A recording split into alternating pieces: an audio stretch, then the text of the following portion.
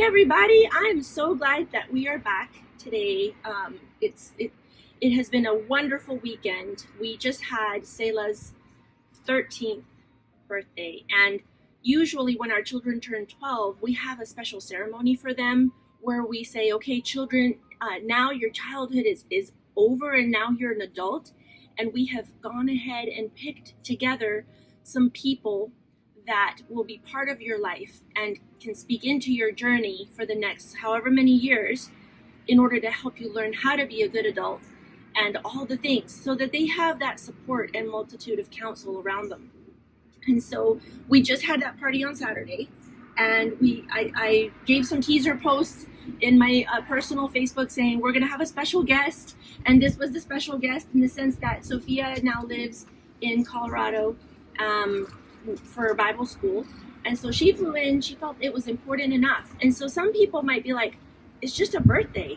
But this is why I wanted to explain why this birthday was so important and so special. And so today I have Sophia is here. She's now 19. So Sophia's now 19, and we started this celebration and tradition back when she turned 12. And then we have Savannah, and we did it with her as well. And Caleb is my cameraman right now, so he's not going to participate in the conversation, but he is here. Trust me, he's being a huge blessing. And so I just thought it'd be neat for us to talk about we've just done that celebration with Selah, but how has it benefited the older siblings having gone through the same celebration? And so I asked Audra to facilitate and be MC because if not, I just get to rambling and I forget where we're heading. So Audra's a huge blessing to keep us all on track. So Audra, take it away. All right. Well, we just had Selah's party, and Sophia, you want to explain why you felt it was important enough for you to come all the way to Colorado to be a part? Yeah. Well, Selah and I are the creatives in the family with visual arts. Everybody's creative in different ways. Audra and Savannah love books and writing and reading and stuff, and Selah and I are more visual arts. And there's actually just a huge testimony for me with restoration, with my relationship and friendship with Selah as a creative, because when I was little, I would draw something or do something, and then Selah would do it better, twice as fast, because she would copy me, and it's really frustrating, and also when she would show people her art, she'd just her blue little eyes, and then she'd show the art, and they're like, "Oh wow!" Whereas with me, I'd show them, and I'm like, "Oh yeah, cool kid," So I just didn't have the same response. So because of that, I just really let offense set in, which is not. I'm telling on myself, it's not good, And I didn't really tell anybody about it. I just kind of had it in my heart, And then at Charis, when we worked through offense, when we worked through and Charis is Bible school. Charis is my Bible college. Yes. And there was a teaching on it. It really set me free. And I realized I actually need to be there as a safe net once Selah makes her way into the creative world. And I can help lead and guide her, because I've gone through stuff in the creative world and just, nicked myself a couple times with just things and ideas that didn't work out, or people that had an idea for me and it didn't work out. And so I just want to be that safety net for her, and because of that, I wanted to be here for her at a special event in her life, so that way she knew I was there for her, and not just there over the phone, not just there, in the far, far beyond. Like, I'm actually here in person, and even if I'm not always here, I will make an effort to come and visit her and be an encouragement to her, hopefully. And so. Yeah, that's why I came. That's kind of the importance behind why I came.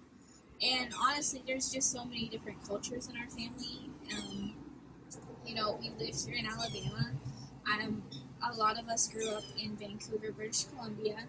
I'm now in Colorado. Mom's Hispanic. Like, there's just a lot going on. And so everybody's different traditions, everybody's culture has a different coming of age. Like, in the Hispanic culture, it's your quinceañera.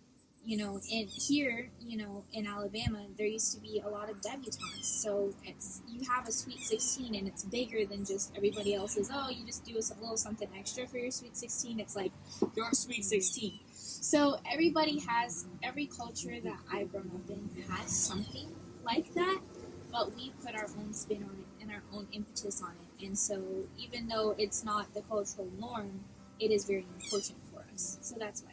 It's like the one birthday you never want to miss. Yeah. That's awesome. Love it. And how was it for you, Savannah? You did most of the cooking and helped do all the big planning, and so how was it different for you this time around in the sense of planning and being a part of Selah's party? Well, last time I wasn't really part of the planning as much. I think Dad did cook like a big meal, and then we put some decorations around the house and stuff. But Selah's always wanted something a little bit more. Selah's very glamorous, and so She knows what she wants. she does. Yes, she knows what she wants. So she came to me a couple months ago because I'm one of the designated family party planners, and she brought me a Pinterest board with little sections and subsections and decorations and food, and I was like, oh, okay. So it was kind of my birthday present to her. Was planning everything and cooking everything. So it was cool to see the contrast between her birthday and mine. It was cool to see how it highlighted our different personalities, but also it showed me that we were very similar in some aspects. So it was a lot of fun. I enjoyed it. Mom, how was it for you? I mean, this is was your fourth Yes. party. So Last girl. how can you last girl? Yes, that's true. Last girl. And just seeing the difference in the parties over time. How do you differences in how you feel or expectations? Like, how's that different for you? Well, on one end, I feel like it's gotten better over time because now we've had a few parties under our belt, and I love the feeling of, yay, we're going to do a party. I feel like we know what we're doing now. We're not just kind of trying to piece things together. One big lesson I learned is we might have thought in the past that the people we really connected with would connect with our kids, and so we invited some of those people in, and it kind of, those relationships between that person and our kids fizzled out. So then I had a different Even if it criteria. stayed with y'all. Even if the that relationship friendship stays, stays, right? guys, It seasons change. Yes. And that was one thing I saw too. Like at her party, I was looking at them like, if I would have known these people for my 12th birthday party, I would have invited all of them because like some of the people who came to my 12th birthday party aren't like a part of my life anymore, and I wasn't expecting that. Like we were kind of expecting, oh, they'll just be with us, forever, and then like I have like 2 families out of the 4 or 5 that we invited who I still keep in touch with. Well, let's stop and define that a little bit. So, maybe explain how we invite people to the party and why we invite them. So the criteria was for us to have people that would point our children's hearts constantly to the Lord. So, a lot of times kids they grow up with their parents, and so they hear mom and dad's voice in their head about everything, right? Yeah. So sometimes it's important to have that multitude of counsel, different and fresh perspectives that are outside of mom and dad, but still have a heart for the Lord, and they will point the heart of our children to the Lord and back to home. It'll never be someone who talks them into running away from home, And so that criteria was really important in that way. So, but then this time, I think what the added layer is we started just really prayerfully considering, instead of inviting certain people because, well, they are, for example, authority figures in our life right now, so they need to come. It was almost like we freed ourselves from these people should be here because of who they are in our life. And we just prayerfully considered, these people actually resonate with Selah's heart and our heart. They're not just here because mom and dad really think they need to be here. So if I'm saying it right, you kind of take Selah's party and Selah's friends that were invited and people who were invited. If I'm remembering right, this is the first time I've heard that like Selah was invited into the conversation about who. No, everybody was. Yeah, everybody was. Everybody was. So that's why we have these videos. Yeah. So, but you guys all talked to a greater extent. You talked about who could be on the list, and then you guys finalized.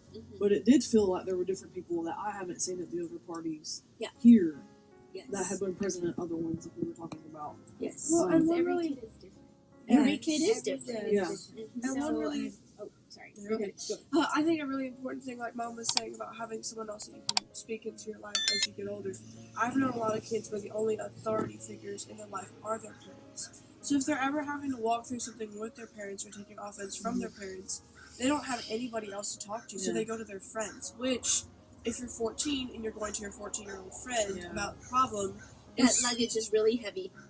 well, it's heavy because I've been the other 14-year-old that my friends have come to asking me for help because they're having a serious issue with their parents. Mhm. But then we don't give us great guidance as an adult could because we're teenagers. Yeah. So we can help and lead them as friends, but it's always really great to have another parent who your parents have already said you can go and talk to them about anything, even if it is something that's happening with us, because then they know that they'll point you back to the Lord and back to your parents and help you try and deal with some of that offense. So that has been helpful to me, but I see it as a lot, like lots of kids need that, and lots of kids don't have that. So, I'm sorry, what were you saying?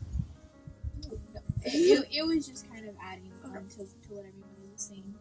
So how is it for you, Mom? So it's interesting because this is something that I have never heard anybody talk about, which is I don't know of a lot of parents who invite other people into their children's lives. In fact, I remember being young, it was like it's us or nobody. Like it was, there was no other voice. So have you had a lot of pushback, or people ask you any interesting questions like, why do you do that, or anything like? I know it's different from how we were raised. In the sense of I just having get other weird people. stares. No. I think we would get into a whole other discussion of healthy relationships Yeah. and being vulnerable. Yeah. And so many times, depending on where you're from or where you live, Yeah. vulnerability is not like we're not going to air out Yeah. our family stuff to anybody. Yeah. And that causes that not to be a safe space in the family for learning and for mistakes and for errors. Like there's no leeway for that. So Mhm. I felt like if we can't pastor a church Yeah. without having accountability with other people Yeah. outside the church Yeah. and have a multiplicity of leadership and for it to be healthy, Yeah. then how could we ever do that, raising beautiful human beings for the kingdom Yeah. of God by ourselves? Yeah. So I love the whole adage that we hear, it takes a village Yeah. to raise a child. You just have to pick your village. Yeah. I think you have to prayerfully consider and pick who's actually going to have a voice into their life, because we've taught them to listen, to incline their ear unto the mama and daddy sayings, to obey authority. Yeah. We've taught them that. So we want to Yeah. make sure that whatever voices are coming are healthy and Well, right and if for you. you say pick your village, but if the parents don't help pick the village, regardless of what the parents want or not, there are Yeah. going to be people who influence our lives. So if the parents don't help pick, the kids will. Yeah. Yeah, And that's good. sometimes we don't make the best decisions, So Yeah. I mean, we could pick someone who we think is completely awesome, completely put our trust in them, and then something happens, and now it's like a whole thing. And we've just had to learn trial by error. I've had to help a lot of friends who've gone through that. I'm like, why didn't you talk to another adult? And what other adult? What are you talking Yeah. about? Who else would I talk to? And I just realized, they don't have any other adults they can go to. Yeah. And that's they go to their other friends. Your village becomes your peers if you don't have guidance. If you don't have Exactly. that model. So let's transition a little bit. So yes, people have come in and out of your village, and your village is changing now that you're older, from what I'm hearing. So but can you give us an example? I mean, you don't have to use exact details of Or names, please. or names. Yes, let's protect the What? innocent That's and the the guilty. fun part. No, So, no. That's my rule. So yes, like I said, we're protecting the innocent and the guilty. So but how have you utilized the people in your life? Have you called on anybody? Can you give an example or of a time or two where you needed somebody, and how has that helped you knowing that you had other people? Can you just give us an example of that? Yeah, the fruit of all of this.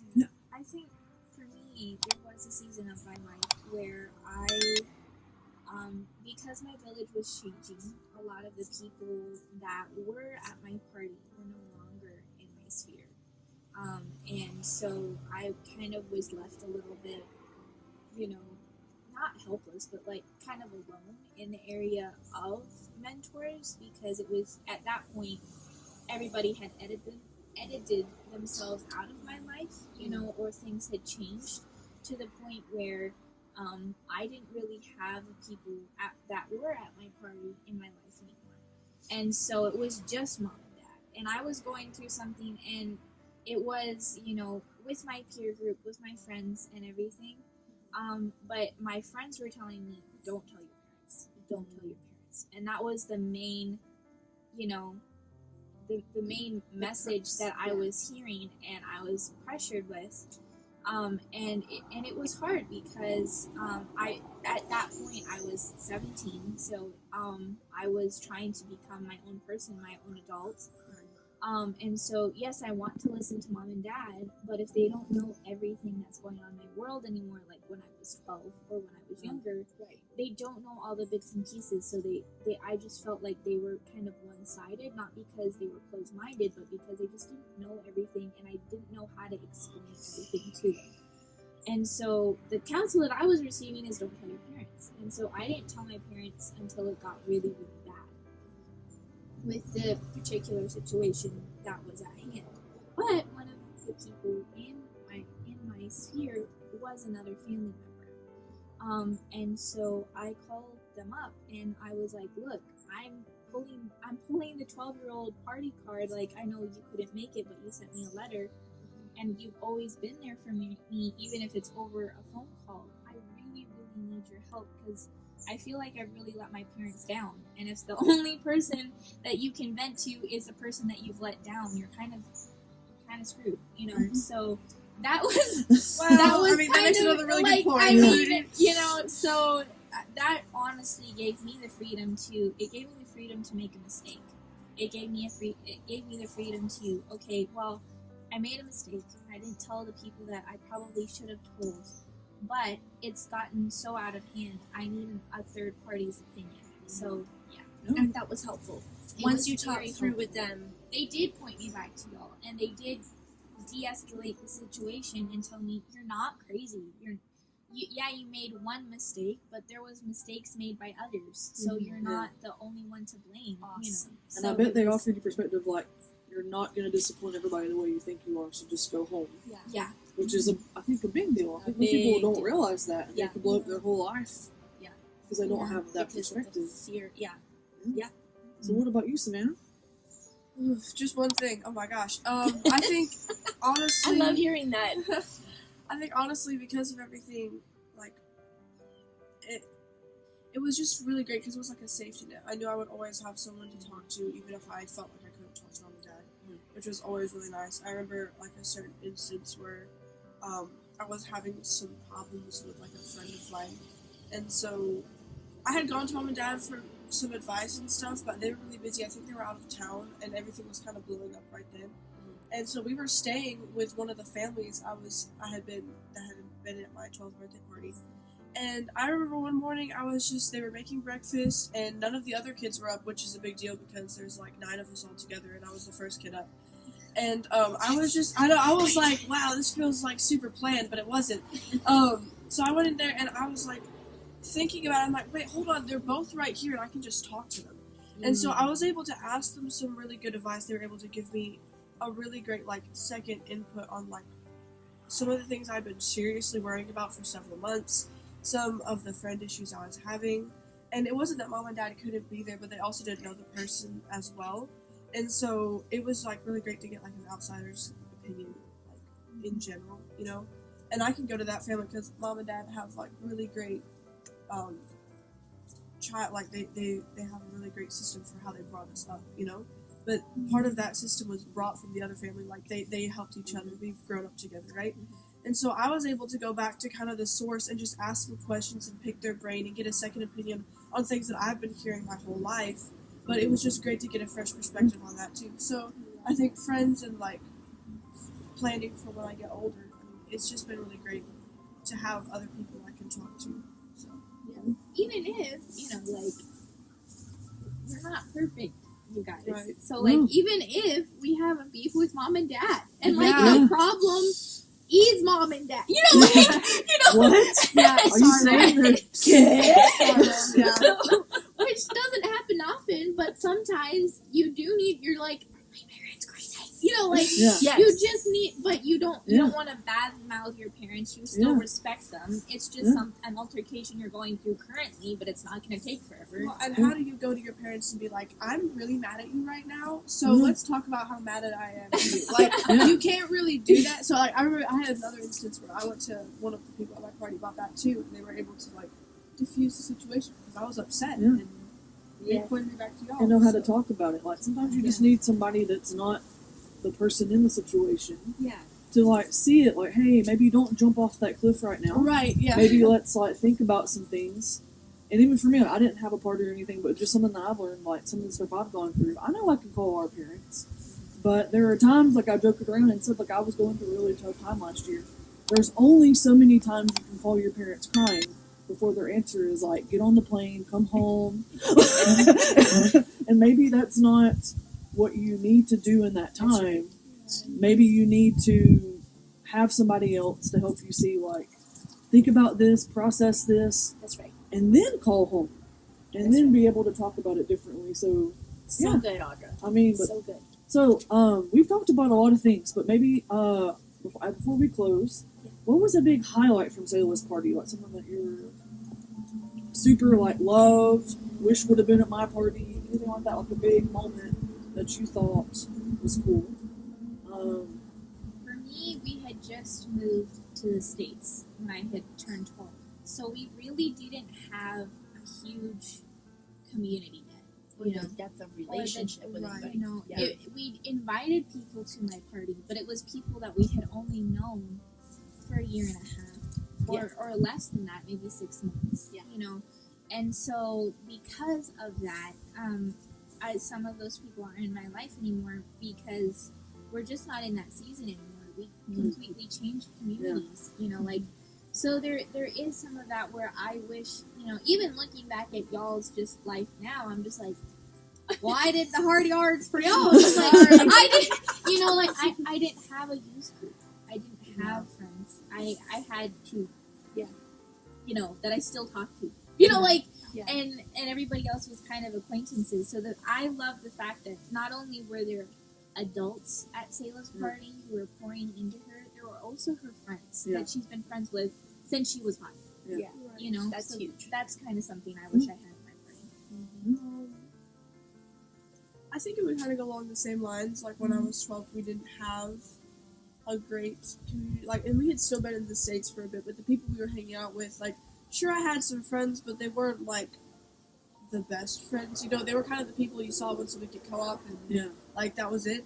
But like to see that Sayla, like the families who were speaking into her life had kids her age, I was like kind of jealous because like. The one of the like biggest families who was there, like they all have kids Sayla's age. We've all kind of grown up Yeah. together, but this is the first year we've been like together a whole ton. And Sayla like loved having them there, and she had a ton of kids at her party, and like we were all hanging out and playing. I was like, that was Yeah. really great. And then one of them gave her like like when we all stood up and gave our words. One of them gave Sayla a word, and I almost cried because I was like, oh my gosh, that was so sweet, you know. So that was probably a highlight, just seeing like, oh, Sayla has really good community and really good friends who aren't just like, oh well, you know, we're great friends with your parents, like your parents speak into our life, but I'm not really great friends with their kids. We kind of just invited their kids because it would be rude if we didn't, you know. So to see the both sides, it was she's friends with the entire family, not just the parents. The highlight was just seeing the I think- depth of community. The depth of she community. has. Yeah. That is. Yes. And the depth of community meant I could feel okay asking someone else for help Yeah. with the setup and this, that, and the Yeah. other, because in the Yeah. previous parties, it was Daddy and I. Yeah. We did everything, and the little siblings helped us do everything, and Yeah. everybody was little. And this time I was like, I need some big grown people to come help Yeah. me, and that was the first time I felt like we had the depth of community to do that. So, yes.